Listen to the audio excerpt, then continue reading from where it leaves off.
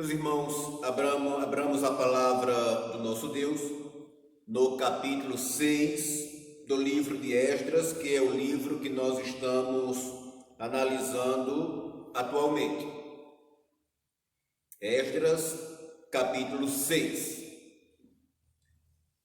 O conteúdo desse sexto capítulo é a continuação do assunto tratado no capítulo anterior, em que vimos os profetas, a atuação dos profetas Ageu e Zacarias, trazendo uma mensagem da parte de Deus aos filhos de Israel, exortando-os, repreendendo-os por conta do abandono da reedificação da casa de Deus, e por eles se dedicarem exclusivamente aos seus próprios interesses, à construção de suas casas luxuosas, enquanto que a casa de Deus, o templo do Senhor, permanecia em ruínas, e sob o pretexto de que o tempo para a reedificação da casa do Senhor ainda não havia chegado. Deus então falou aos judeus por meio desses dois profetas, mas Deus não só os repreendeu. A palavra profética também trouxe encorajamento, alento aos seus corações.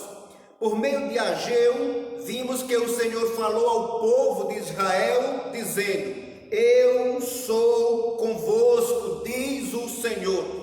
E isso foi suficiente, irmãos, para que os filhos de Israel tivessem suas forças revigoradas e se voltassem para a palavra do Senhor. E foi exatamente isso que aconteceu. No primeiro capítulo de Ageu, no verso de número 14, está escrito: "O Senhor despertou o espírito de Zorobabel, filho de Selatiel, governador de Judá, e o espírito de Josué, filho de Josadaque, o sumo sacerdote, e o espírito do resto de todo o povo. Eles vieram e se puseram ao trabalho na casa do Senhor dos exércitos, seu Deus." Isto é, o povo se voltou para Deus. Eles deram ouvidos à palavra do Senhor, de maneira que diz o texto bíblico, diz o texto sagrado, que se puseram, no capítulo 5, se dispuseram Zorobabel, filho de Selatiel, e Jesua, filho de Josadaque, e começaram a edificar a casa de Deus, a qual está em Jerusalém, e com eles os referidos profetas de Deus que os ajudavam. Essa mobilização em massa em torno da reedificação do templo despertou a atenção dos líderes Tatenai, que era governador daquele Eufrates, e Setar-Bozenai, que se dirigiram até a obra de reedificação. E chegando lá, eles questionaram acerca da legalidade daquela construção, a legalidade daquela obra. E por essa razão, eles perguntaram: "Quem vos deu ordem para reedificardes esta casa e restaurardes este muro? E quais os nomes dos homens que constroem este edifício?" Esses dois questionamentos resultaram na elaboração de uma carta minuciosa, detalhada, enviada ao rei Dário, sugerindo que se fizesse uma busca nos arquivos reais na Babilônia, a fim de constatar a veracidade dos argumentos que foram usados pelos judeus. Eles queriam saber se de fato havia uma ordem de Ciro para a edificação da casa de Deus em Jerusalém, e ficaram à espera de uma resposta da parte do rei, para que pudessem tomar as devidas providências com relação àquela obra.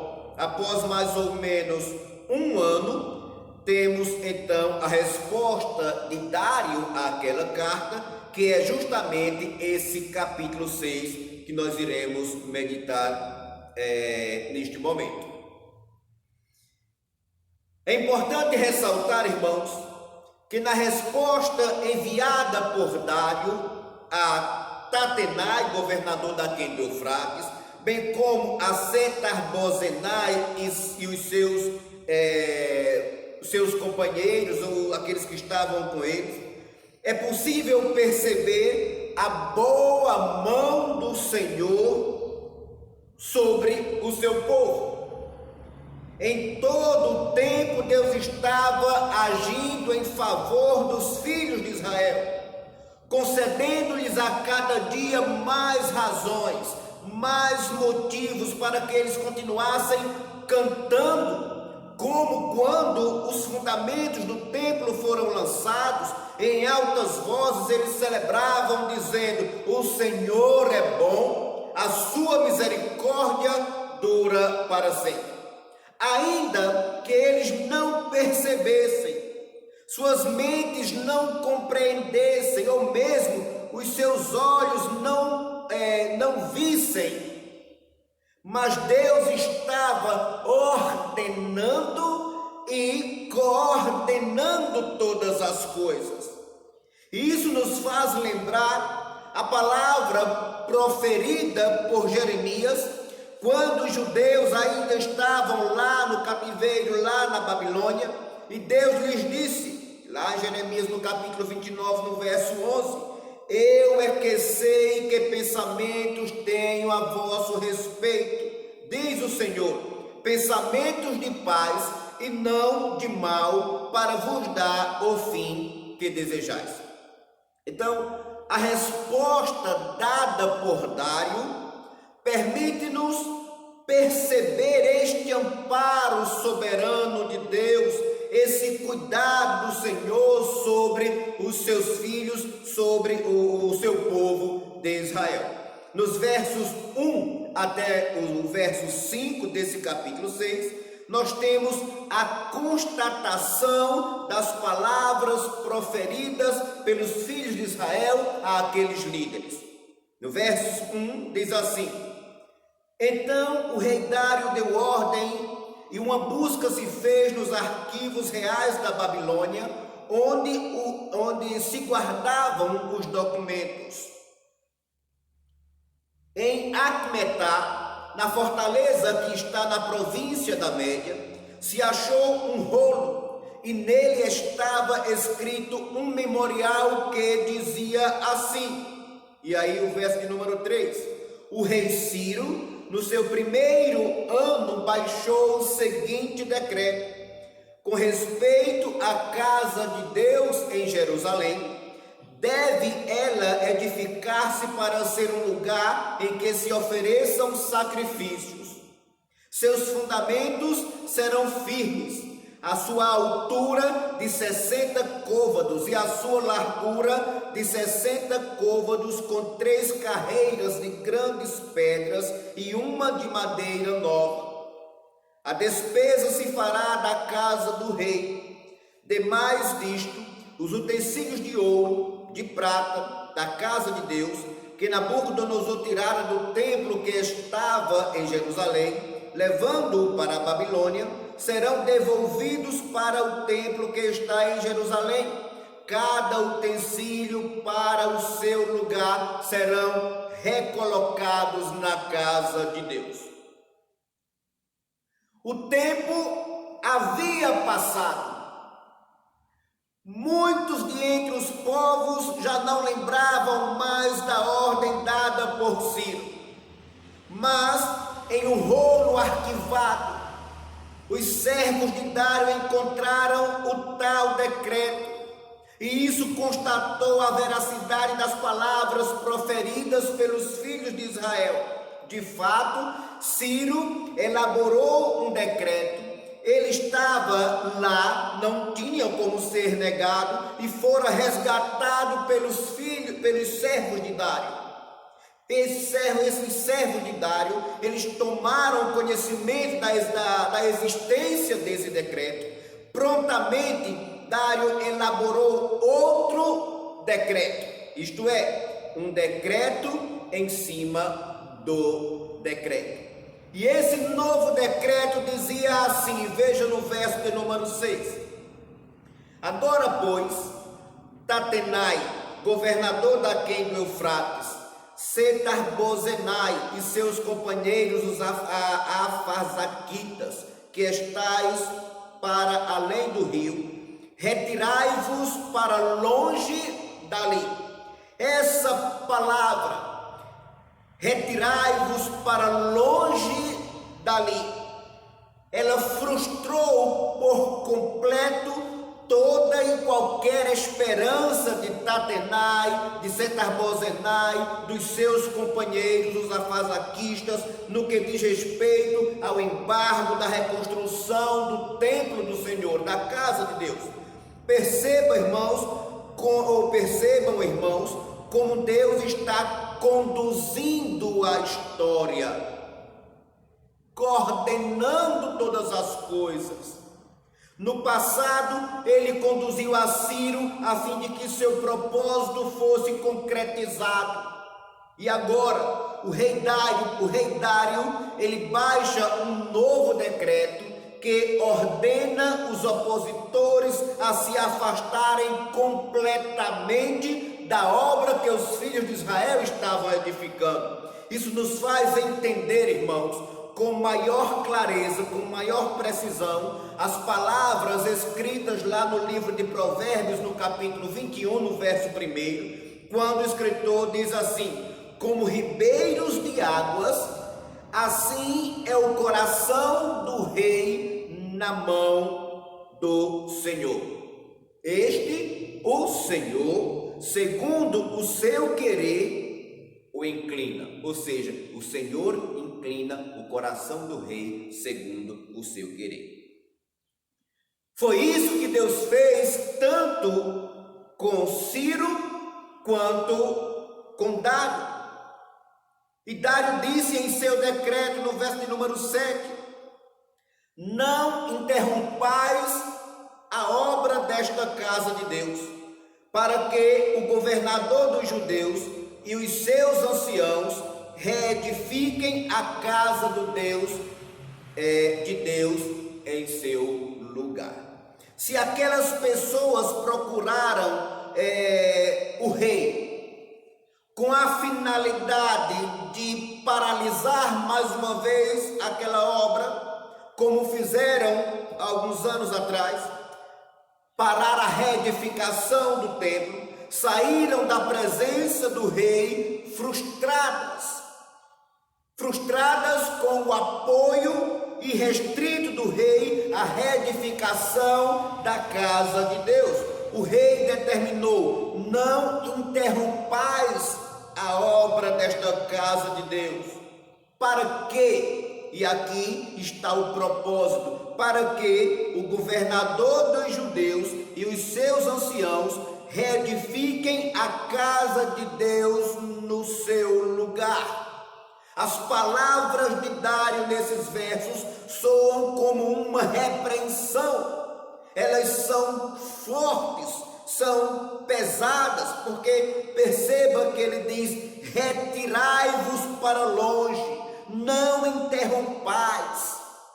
E determinou ainda lá no verso 8: também por mim se decreta o que há vez de fazer a estes anciãos dos judeus, para que reedifiquem esta casa de Deus, a saber, que da tesouraria real, isto é, dos tributos daquém do rio, se pague pontualmente a despesa a estes homens, para que não se interrompa a obra.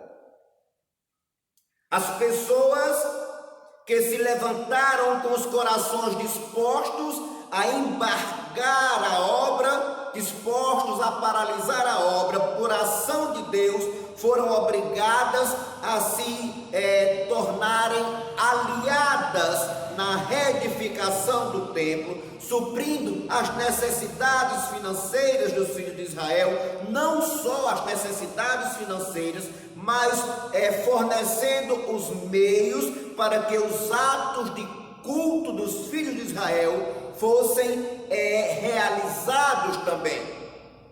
E aí nós temos na sequência do texto as palavras de Dário: também lhes dê dia após dia, sem falta, aquilo de que houverem mister. E aí ele faz uma descrição daquilo que eles deveriam dar aos filhos de Israel para que o culto a Deus não fosse prejudicado. Ele diz: novilhos, carneiros e cordeiros para holocaustos ao Deus dos céus, trigo, sal, vinho e azeite, segundo a determinação dos sacerdotes que estão em Jerusalém, para que ofereçam sacrifícios de aroma agradável ao Deus dos céus, e orem pela vida do rei e de seus filhos. Quando Deus estende a mão para abençoar, não há quem impeça. E Deus havia dito ao seu povo: eu sou convosco, diz o Senhor. Só abrindo um parêntese aqui. Você lembra quando Balaque, obstinado, queria amaldiçoar o povo de Deus, e chamando Balaão, disse: vem, pois, agora, rogo-te, amaldiçoa-me este povo. E Balaão responde a Balaque: como posso amaldiçoar a quem Deus não amaldiçoou? Quando Deus estende a sua mão para abençoar, o seu propósito se cumpre plenamente, independentemente de quais sejam as circunstâncias. Quando Deus quer abençoar, Ele abençoa. E Ele havia dito ao seu povo por meio do profeta Ageu: eu sou convosco, diz o Senhor. Quem poderia frustrar o desígnio de Deus? Tatnai. Frustraria ele os desígnios de Deus? Setar-Bozenai, os seus companheiros, os afazarquistas, seriam eles responsáveis por impedir a reedificação do templo do Senhor? Após o próprio Deus ter dito por meio do profeta Ageu ao seu povo: eu sou convosco, diz o Senhor. É certo que essas pessoas não poderiam frustrar os planos de Deus. É certo que não. E Dário, em seu decreto, ele determina ainda, irmãos. Acompanhe aí em sua Bíblia a partir do verso 11. Também por mim se decreta que todo homem que alterar este decreto, uma viga se arrancará da sua casa, e que seja ele levantado e pendurado nela, e que da sua casa se faça um monturo. O Deus, pois, que fez habitar ali o seu nome, derribe a todos os reis e povos que estenderem a mão para alterar o decreto e para destruir esta casa de Deus, a qual está em Jerusalém. Eu, Dário, diz ele, baixei o decreto que se execute com toda a pontualidade. Essas foram as palavras de Dário. E na sequência nós temos a conclusão da obra de reedificação do templo. E aí nós temos dos versos 13 a 15. Eles dizem assim, verso de número 13. Então Tatenai, o governador daquele do Eufrates, Setar-Bozenai e os seus companheiros, assim o fizeram pontualmente, segundo decreta o rei Dário. Os anciãos dos judeus iam edificando e prosperando em virtude do que profetizaram os profetas Ageu e Zacarias, filho de Ido. Edificaram a casa e a terminaram segundo o mandado do Deus de Israel e segundo o decreto de Ciro, de Dário e de Artaxerxes, rei da Pérsia. Acabou-se esta casa no dia 3º do mês de Adar, no 6º ano do reinado do rei Dário. Se você atentar para o verso 14, verá que ele diz assim: os anciãos dos judeus iam edificando e prosperando em virtude do que profetizaram Ageu e Zacarias. Edificaram a casa e a terminaram segundo o mandado do Deus de Israel. É importante destacar a ordem desta narrativa, irmãos, a fim de que se entenda a causa do êxito obtido pelos filhos de Israel. Porque a prosperidade mencionada aqui se deu por conta da palavra profética, palavra proferida por intermédio de Ageu e Zacarias. O texto bíblico diz ainda que os filhos de Israel edificaram a casa e a terminaram segundo, destaque essa palavra aí em sua Bíblia, segundo, o texto bíblico diz que eles edificaram a casa e a terminaram segundo o mandado do Deus de Israel, e só no final é que temos e segundo o decreto de Ciro, de Dário e de Artaxerxes, rei da Pérsia. Essa sequência na narrativa faz-nos entender que a prosperidade mencionada neste verso, isto é, a conclusão da edificação do templo, só foi possível por causa de Deus, que estava o tempo todo no controle da situação. Ainda que os filhos de Israel não atentassem para isso, o rei Ciro, que determinou o retorno do povo para a terra da promessa, a reedificação do templo, o rei Dário, que não só confirmou o decreto de Ciro, mas elaborou um novo decreto, garantindo assim a reedificação da casa de Deus, bem como os meios necessários para que as ofertas sacrificiais fossem oferecidas e os atos de culto a Deus, ao Deus de Israel, fossem elaborados, concretizados, o culto fosse oferecido a Deus sem prejuízo. Esses reis foram apenas instrumentos por meio dos quais Deus cumpriu o seu propósito. A causa principal da reconstrução, a causa principal dos suprimentos para a reedificação e para a realização dos cultos, na verdade, foi o Deus de Israel, aquele que havia dito: eu sou convosco, diz o Senhor. A boa mão do Senhor estava com o seu povo, e por isso eles recobraram os ânimos, retomaram a reconstrução e a concluíram até o seu final. Deus é sempre a causa, Deus é sempre a razão dos êxitos que obtemos em nossas vidas. Nunca nos esqueçamos disso.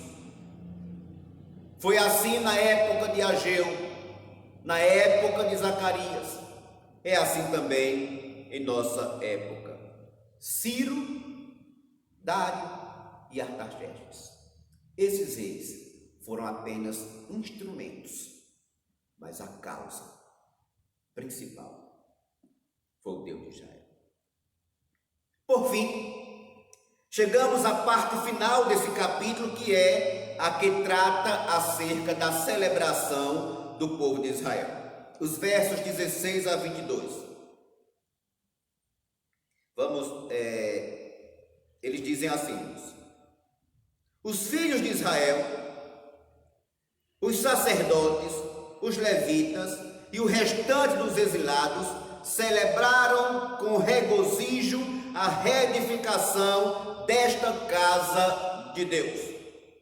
O templo estava pronto. As obras haviam acabado. E Deus continuava falando com o seu povo, falando com os filhos de Israel por meio dos seus profetas.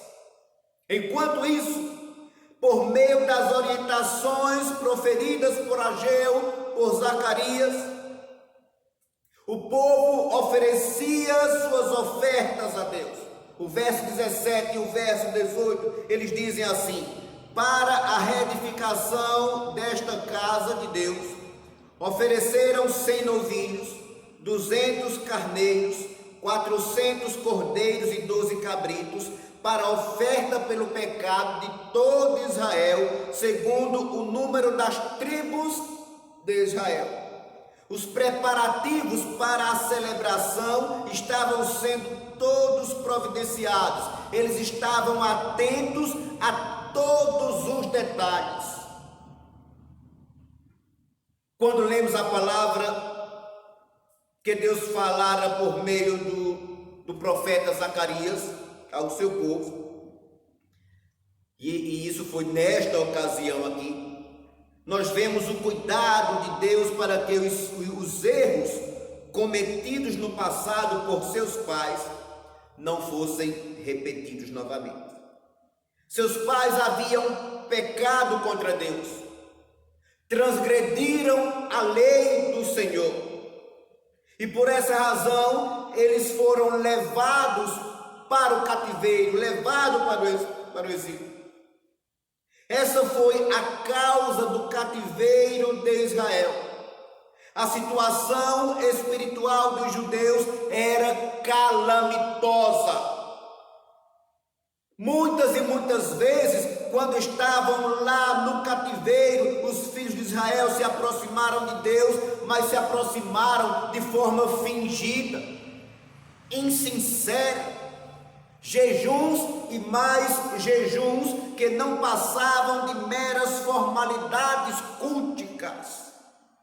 Agora, irmãos, após toda a devastação sofrida por Jerusalém, o templo arruinado, saqueado, completamente destruído, depois de muitas lutas e pressões por todos os lados, o templo do Senhor teve os seus fundamentos lançados, o seu altar foi reedificado, o templo estava, enfim, reconstruído, e por meio de Zacarias, Deus instrui essa geração, fazendo-a entender onde e como seus pais erraram lá no passado, para que ela não cometesse os mesmos erros que os seus pais cometeram. No capítulo 7 de Zacarias, nós temos uma série de instruções que envolviam a sinceridade no trato, uns para com os outros, como eles deveriam se relacionar, ouvidos atentos para a palavra do Senhor, culto voltado tão somente para Deus e não para eles mesmos. Está lá, Zacarias, ele traz ali uma série de determinações de Deus para aquela geração, para que eles não cometessem os mesmos erros que cometeram lá no passado. Eles estavam tendo a oportunidade de um recomeço. E aí você olha para o verso 17. naquela dedicação do templo, eles estavam recomeçando. E diz assim: para a dedicação desta casa de Deus, ofereceram 100 novilhos, 200 carneiros, 400 cordeiros, 12 cabritos para oferta pelo pecado de todo Israel, segundo o número das tribos de Israel. Para que haja recomeço, é preciso também haver reconhecimento de culpa. E foi isso que eles foram orientados a fazer. E aí no verso 18, eles estabeleceram os sacerdotes nos seus turnos e os levitas nas suas divisões para o serviço de Deus em Jerusalém, segundo está escrito no livro de Moisés. As escrituras, elas estavam sendo observadas passo a passo. Daí o uso da expressão segundo está no livro de Moisés, no finalzinho do verso 18. Agora, olha aí para o verso 19, o verso em sua Bíblia. Esse verso diz assim: os que vieram do cativeiro celebraram a Páscoa no dia 14 do primeiro mês, porque os sacerdotes, os levitas que se tinham purificado como se fossem um só homem, e todos estavam limpos, mataram o cordeiro da Páscoa para todos os que vieram do cativeiro, para os sacerdotes, seus irmãos e para si mesmos. Assim, comeram a Páscoa os filhos de Israel que tinham voltado do exílio, e todos os que, unindo-se a eles, se haviam separado da imundícia dos gentios na terra para buscarem o Senhor, Deus de Israel. Celebraram a festa dos pães asmos por 7 dias, com regozijo, porque o Senhor os tinha alegrado, mudando o coração do rei da Assíria a favor deles, para lhes fortalecer as mãos na obra da casa de Deus, o Deus de Israel. Após muito tempo, a festa da Páscoa estava sendo celebrada novamente pelos judeus com muita alegria. Essa festa era uma das 3 principais festas judaicas. Em essência, a Páscoa apontava para a pessoa de Cristo, seu perfeito sacrifício em favor dos seus. Pela fé, cria-se que a morte do cordeiro oferecido, o seu sangue derramado, expiaria a culpa dos filhos de Israel. O escritor aos Hebreus, ao escrever a sua carta, diz que a Páscoa celebrada por Moisés foi um ato de fé. Daí ele diz, pela fé. Isto é, ele enxergou a essência daquela festa, a essência daquela cerimônia, a salvação por meio do Cordeiro. Era isso que a Páscoa prefigurava. Eles eram princípios, essas coisas, a morte substitutiva, o sangue derramado, eram princípios que acompanhavam a celebração da Páscoa num ato de fé. Assim termina o 6º capítulo, com a celebração da Páscoa e a festa dos pães asmos, que era outra festa unida à festa da Páscoa, sendo praticamente uma. Era no dia seguinte comemorava-se essa outra festa. Irmãos, esse capítulo 6, ele deve despertar em cada um de nós profundo senso de reflexão. Isso digo no que tange a nossa vida cristã. Vimos quão grandes foram os feitos ou os efeitos causados pela palavra profética transmitida pela instrumentalidade dos profetas Ageu e Zacarias na vida dos filhos de Israel. Um povo que encontrava-se apático, distante do ideal proposto por Deus para as suas vidas. Até que Deus levantou os profetas Ageu e Zacarias, que lhes falaram da parte do Senhor, uma palavra vinda da parte de Deus.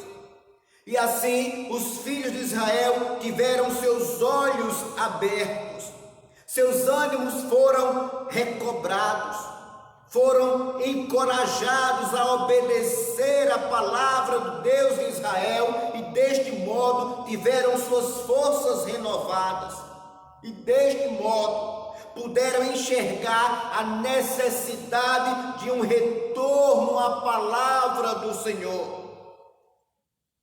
E eles concluíram a reconstrução, a retificação da casa do Senhor que estava inacabada, e com muito ânimo em seus corações eles fizeram a dedicação da casa do Senhor, celebrando com muita alegria a Páscoa do Deus de Israel, Páscoa instituída pelo Deus de Israel. Talvez por alguma razão, neste exato momento, você se encontre espiritualmente em desalinho com relação à palavra de Deus. Talvez você até já tenha observado os estatutos do Senhor, os mandamentos de Deus, e por alguma razão que só você sabe, hoje você esteja talvez vivendo de forma contrária àquilo que as Escrituras prescrevem. Você de alguma forma, em algum momento, fechou os ouvidos para a palavra de Deus, deixou-a de lado. Péssima decisão. Mas seja qual tenha sido a causa que levou você a se distanciar da palavra do Senhor, da palavra de Deus, saiba que Deus, Ele tem falado nesses últimos tempos através das Escrituras Sagradas.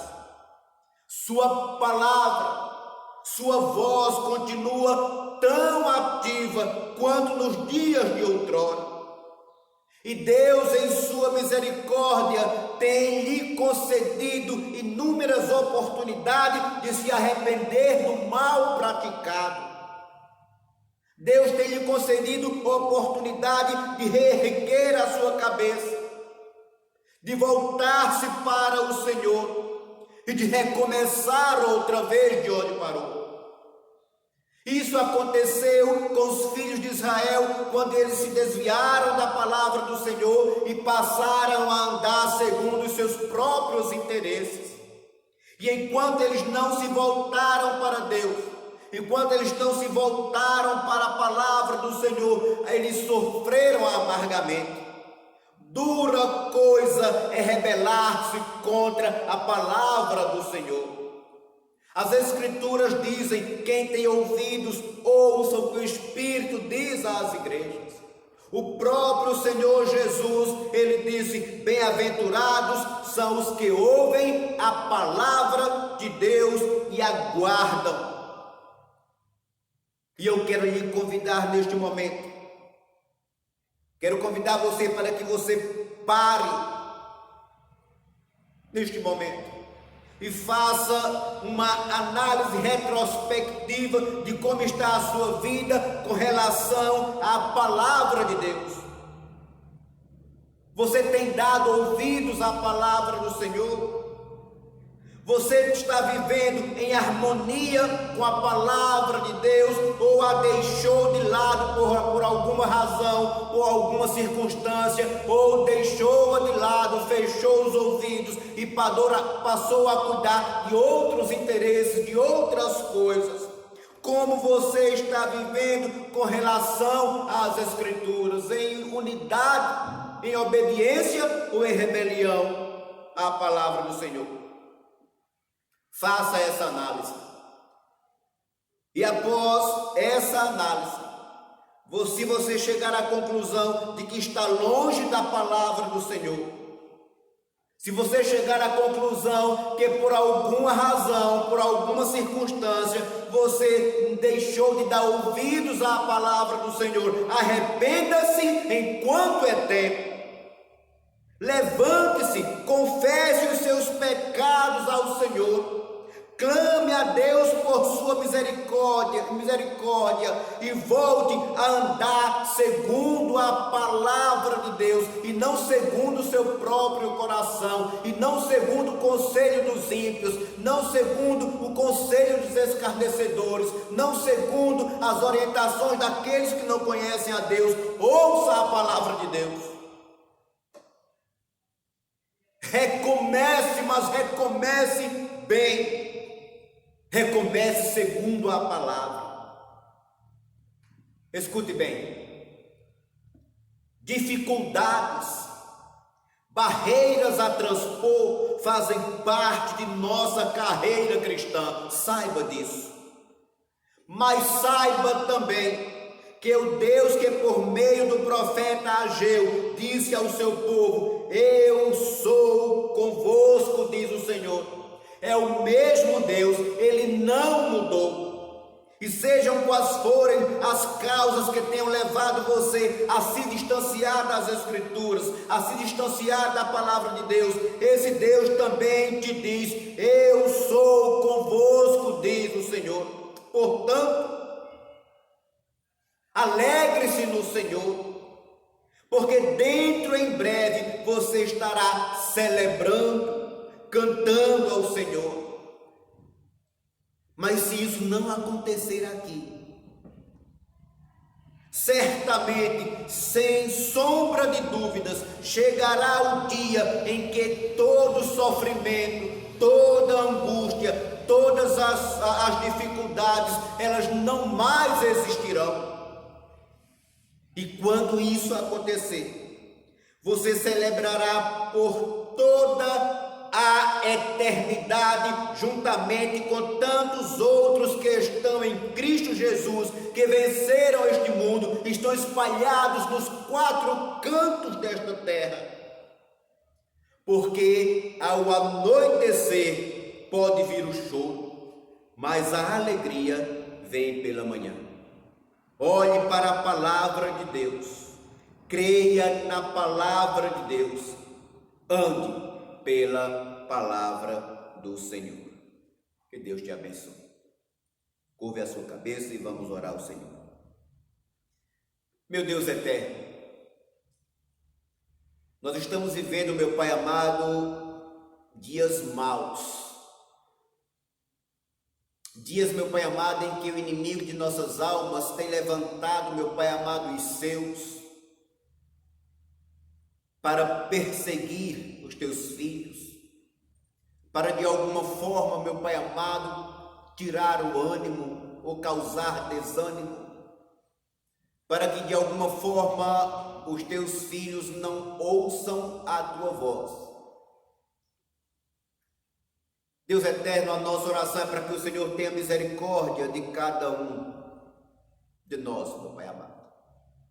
Que o Senhor continue, meu Pai, falando a cada um de nós, ou meu Pai amado, dando-nos a sensibilidade necessária para que estejamos, meu Deus, ouvindo a Tua voz por meio das Escrituras e colocando-a em prática, ó Deus.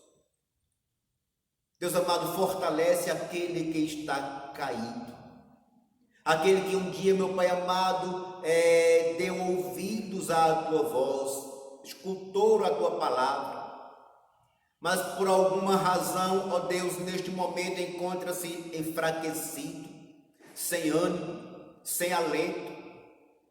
Ó Pai amado, revigora as forças, restaura, meu Pai amado, os ânimos, levanta tais pessoas, meu Pai amado, para que elas, meu Pai, recomecem e recomecem bem, ouvindo a Tua voz. Esta, meu Deus, é a nossa oração, em nome do Teu Filho Jesus Cristo. Amém. Amém, meus irmãos. Deus vos abençoe e vos guarde.